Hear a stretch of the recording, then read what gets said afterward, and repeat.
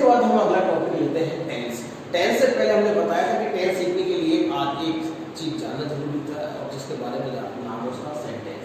अब देखिए सेंटेंस हमने पढ़ा था, तो देखो सेंटेंस तीन चीजों से मिलकर बनता है, वो कौन से सब्जेक्ट, वर्ब और ऑब्जेक्ट। लेकिन अब हम बात करते हैं टेंस की। हमारे टॉपिक को आगे बढ़ाना है, सेंटेंस में तो बैठे नहीं रह सकते। तो देखिए सेंटेंस के बाद हम बात करेंगे टेंस की। तो टेंस को हिंदी में कहते हैं काल। काल मृत्यु वाला काल नहीं है, यहाँ पे काल समय वाला काल है। अब देखिए हम टेंस को तीन भागों में बांट सकते हैं। We can classify tense into three categories. कौन कौन सी? Past tense, present tense and future tense. देखिए पास्ट टेंस किसे कहते हैं? बीते हुए कल की बात जो हो उसे हम पास्ट टेंस कहते हैं। देखिए अक्सर जितनी भी स्टोरीज होती हैं वो सब पास्ट टेंस होती है, क्योंकि स्टोरीज मतलब कहानियां, और कहानी कौन सी होती है? जो पहले हो गई। दूसरी प्रेजेंट टेंस। प्रेजेंट टेंस को हिंदी में कहते हैं वर्तमान काल। वर्तमान काल का मतलब जो समय में कार्य कर रहे हैं। जैसे मैं पढ़ाता हूँ तो आप क्या करते हो? पढ़ाते हो। तो वर्तमान में आप क्या कर रहे हो? पढ़ाना है। दूसरा मैं पढ़ा रहा हूँ, आप क्या कर रहे हो? पढ़ा रहा हूँ। तो ये जो चीजें होती है वो प्रेजेंट टेंस कहलाती है। फ्यूचर टेंस, फ्यूचर टेंस से बोलते हैं जो आने वाले समय में आप कार्य करोगे। ध्यान दीजिए, अब तीनों में हमने देखा था क्या किया था, क्या कर रहे हैं और क्या करोगे। जैसे राम पुस्तक पढ़ता था, राम पुस्तक पढ़ता है, राम पुस्तक पढ़ेगा। ध्यान दीजिए, राम पुस्तक पढ़ता था जिसमें था का शब्द का प्रयोग हो रहा है, राम पुस्तक पढ़ता है इसमें है शब्द का प्रयोग हो रहा है, और राम पुस्तक पढ़ेगा। तो ध्यान दीजिए कि हम कैटेगरी इनसे बांट सकते हैं। अब देखिए तीनों टेंस जिनकी हम बात कर रहे हैं वो तीनों टेंस के भी चार रूप होते हैं। कौन कौन से होते हैं? देखिए, पहला इंडेफिनिट, दूसरा कंटिन्यूअस, तीसरा परफेक्ट, चौथा परफेक्ट कंटिन्यूअस। देखिए चाहे प्रेजेंट हो, चाहे पास्ट हो, चाहे फ्यूचर हो, तीनों के चार चार रूप होते हैं।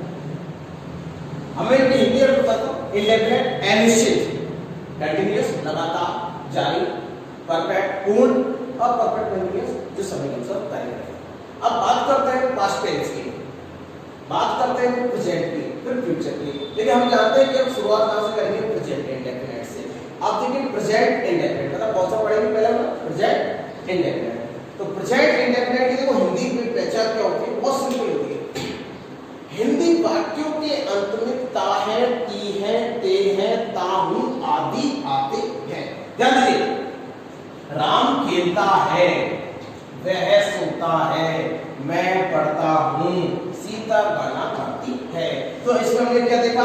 ता है, ता हूं, ता है, ती है आदि।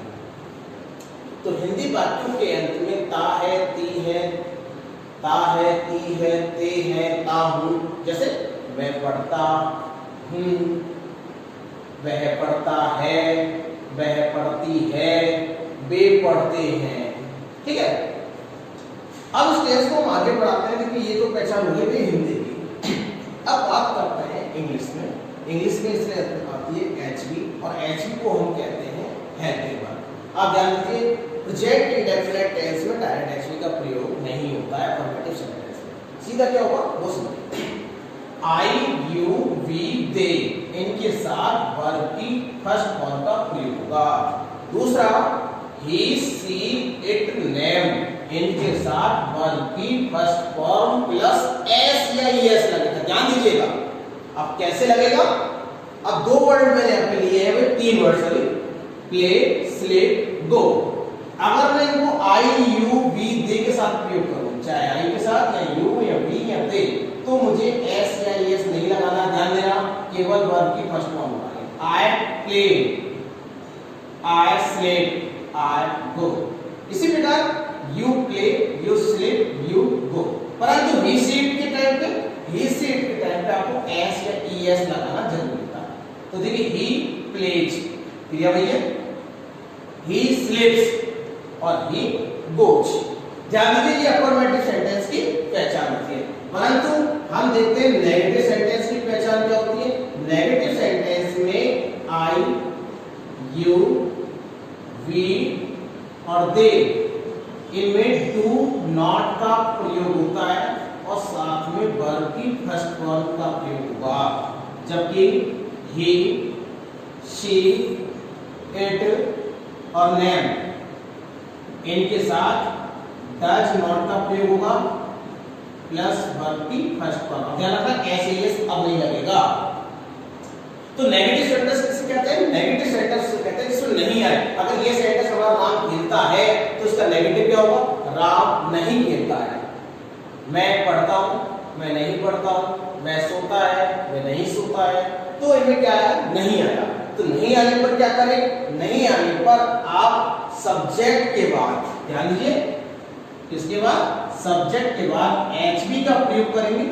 एचबी क्या है यहाँ पर? डू, और यहाँ पर क्या है? डज। फिर आप नॉट का प्रयोग करेंगे, प्लस आप एमबी का प्रयोग करोगे, प्लस आप ऑब्जेक्ट का प्रयोग करोगे। सेंटेंस हमारी यही है, देखिए, राम नहीं खेलता है। इसकी अंग्रेजी क्या बनाई? देखिए, अब मैंने आपको बताया था सेंटेंस हमारी यही है, आई प्ले, तो इस सेंटेंस हो जाएगा आई के साथ क्या प्रयोग होता है? डू नॉट, जिसे हम डोंट भी कह सकते हैं। I do not play, I do not go, I do not sleep. ध्यान दीजिएगा। अब इसी चीज को बस हमें थोड़ा सा कंपेरिजन करना है। यहाँ पर डू का प्रयोग किया किसके साथ? आई, यू, वी, दे। अब हम बात करते हैं ही, सी, इट, नेम। लिखा हुआ तो यहाँ पर ही, शी, इट, नेम, इनके साथ किसका प्रयोग करेंगे? डज का। ध्यान देना, यहाँ पर क्या लिखा? He plays. इसका नेगेटिव क्या होगा? He does not. आप ऐसे एस नहीं लगाना है, इसमें उसका विशेष ध्यान रखना है हमको। Play, he does not sleep, he does not go। ठीक है, तो हमने अभी दो चीज पढ़ी, affirmative sentence, negative sentence. Affirmative sentence में एक बार मैं रिपीट कर देता हूं, आई, यू, वी, दे के साथ केवल वर्ब की फर्स्ट फॉर्म, जैसे आई स्लीप, आई गो और आई प्ले। उसी प्रकार ही, सी, इट, नेम के साथ वर्ब की फर्स्ट फॉर्म प्लस एस या एस का प्रयोग करते हैं, जैसे ही प्लेज, ही स्लीप्स या ही गोज। नेगेटिव सेंटेंस में क्या होगा? नेगेटिव सेंटेंस में आई, यू, वी, दे के साथ डू नॉट का प्रयोग होगा, जबकि ही, सी, इट, नेम के साथ डज नॉट का प्रयोग होता है। देखिए कैसे? I don't play, I don't go, I don't sleep. इसी प्रकार he does not play, he does not sleep, he does not go। अब बात करते हैं इसके इंटरोगेटिव। इंटरोगेटिव का तात्पर्य क्या होता है भाई? प्रश्नवाचक वाक्य, यानी कि जिनमें हम प्रश्न पूछे। अक्सर ये क्या से स्टार्ट होता है हिंदी में? क्या मैं खेलता हूं? क्या मैं खेलता हूं? क्या मैं सोता हूं? क्या मैं जाता हूं? इसमें स्ट्रक्चर क्या होगा? तो इंटरोगेटिव सेंटेंस में सबसे पहले इसमें एचवी का प्रयोग होगा। अब ध्यान दीजिए, एचवी इसमें क्या है? वही डू और डज। डू डज का नियम वही रहेगा, आई, यू, वी के साथ डू, ही, सी, प्ले के साथ डज, प्लस इसमें सब्जेक्ट आएगा आपके। सब्जेक्ट के बाद आपको एमबी का प्रयोग करना है, मतलब एमबी कौन सी? कोई वर्ब की फर्स्ट फॉर्म, फिर आपको ऑब्जेक्ट का प्रयोग करना है। क्या मैं खेलता हूं? क्या, तो क्या मैं, तो डू के साथ आई आता है, तो do I play. Question mark. क्या मैं सोता हूं? Do I sleep. क्या मैं जाता हूं? डू आई गो। ध्यान दीजिए, अगर ये शब्द को हम चेंज कर दें, वह शब्द का प्रयोग कर दें, क्या वह खेलता है? ध्यान देना, आपको थोड़ा चाहिए तो क्या होगा? अंग्रेजी में डज, क्योंकि वह के साथ इसका प्रयोग होता है डज का। Does he play, does he sleep,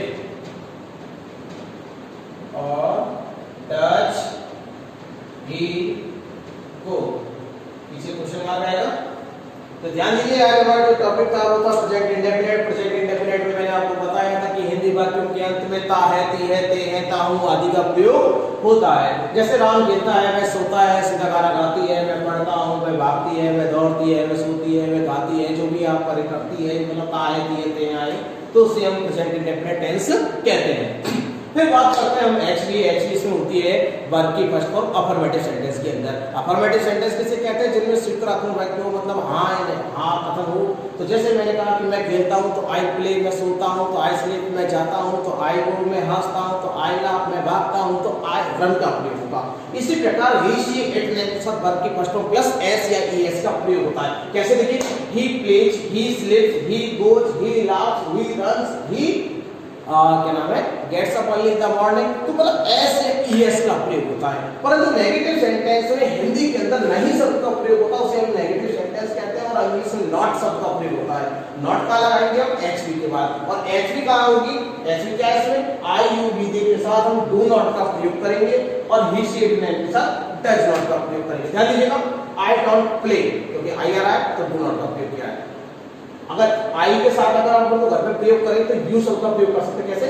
you don't play, you don't go, you don't sleep, you don't laugh, etc। इसी प्रकार ही डज, ही के साथ प्रयोग करेंगे हम डज का, तो he does not play, he does not sleep, he does not go. अब बात करते हैं इंटररोगेटिव सेंटेंस। इंटररोगेटिव सेंटेंस ध्यान दीजिए, अभी मैं आपको केवल एक ग्रुप बता रहा हूं जो एचवी से स्टार्ट होते हैं। एचवी से क्या स्टार्ट होता है? क्या। इनके आंसर हम अक्सर किसमें देते हैं? यस या नो में। जैसे मैंने कहा क्या मैं खेलता हूं, तो डू आई प्ले। आंसर क्या देते थे आप इसका? क्या मैं खेलता हूं? हाँ मैं खेलता हूं, या नहीं मैं नहीं खेलता। तो ये होगा आंसर। कैसे? डू आई प्ले, इसका आंसर क्या होगा? आई प्ले, अफर्मेटिव में। नेगेटिव में आंसर क्या होगा? I don't play. ध्यान दीजिए, क्या मैं सोता हूं? डू आई स्लीप, मैं सोता हूं, आई स्लीप। मैं नहीं सोता हूं, आई डोंट स्लीप। ठीक है, क्या मैं सोता हूं? Do I sleep. क्या मैं जाता हूं? डू आई गो। अगर देखो मैं शब्द की बजाय हम वह शब्द का प्रयोग करें तो हमें यहाँ पे डज का प्रयोग करना पड़ेगा, जैसे हमने नेगेटिव में किया था। क्या वह खेलता है? Does he play. क्या वह सोता है? Does he sleep. क्या वह जाता है? डज ही गो। अब बात करते हैं हम, एक सेंटेंस और होता है इसमें नेगेटिव आ जाए तो क्या होगा? नेगेटिव हो जाए तो कुछ नहीं करना है, इनके बाद, इसके बाद, इसके बाद, मतलब सब्जेक्ट के बाद हमें नॉट शब्द का प्रयोग करना है। ध्यान दीजिए, क्या मैं नहीं खेलता हूं? Do I not play. ध्यान रखना। क्या मैं सोता हूं? Do I not sleep. क्या मैं नहीं जाता हूं? Do I not go. तो ध्यान दीजिए, हमने प्रेजेंट इंडेफिनिट के बारे में पढ़ा। प्रेजेंट इंडेफिनिट के बारे में हमने यही पढ़ना है। और आपको एक्सरसाइज में क्या करना है? एक्सरसाइज में मैं आपको बताऊंगा कि किस प्रकार आपको टेंस को प्रयोग करना है। आप जो भी आदतन कार्य आप डेली से करते हो, पढ़ते हो, खेलते हो, सोते हो, गाते हो, तो उनको आई यू बी दे के साथ आप उनको प्रयोग करोगे, जिससे कि आप उनके बारे में जानकारी ज्यादा से ज्यादा प्राप्त कर सकते हो।